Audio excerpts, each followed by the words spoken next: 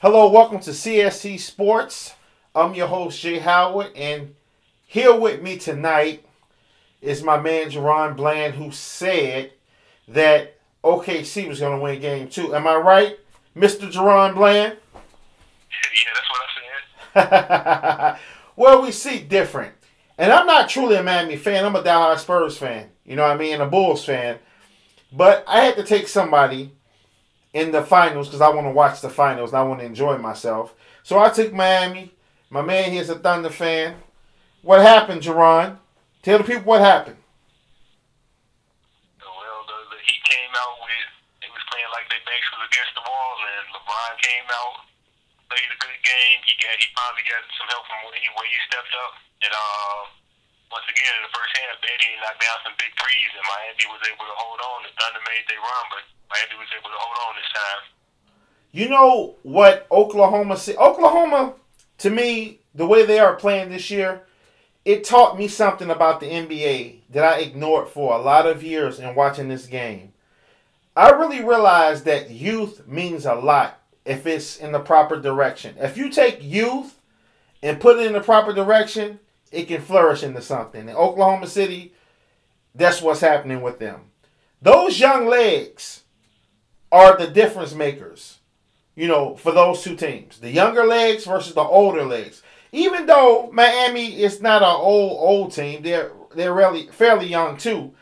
But the trend I am noticing with OKC in the whole entire playoff series, the season, the playoffs, we call it the second season, is that OKC has been notorious for making these late game runs. You know what I mean? Like the late fourth quarter runs that's been keeping them in the games. And what I'm not noticing that OKC is doing anything different, like more than shots are falling, anything. I'm noticing that their opponents are fatiguing more and they are more fresher. So I want to ask you this question. What can Miami do in this series to take that asset away from OKC?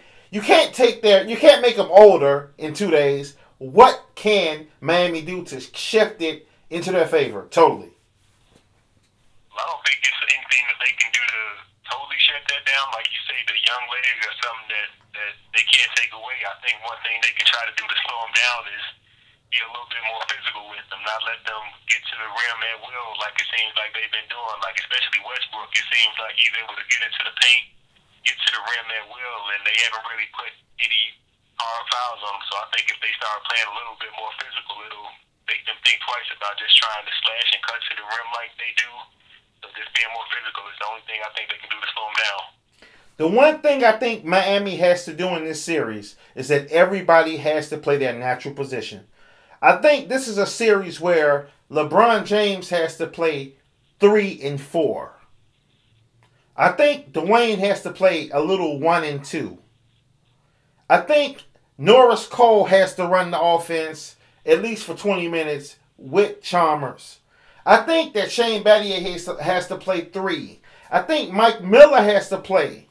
But I think they have to put lineups on the floor where people are in their natural positions to get the fair matchup. Because I said on the last video about Norris Cole and about how they need to play their bench. Remember I said that about Miami has to play their bench more?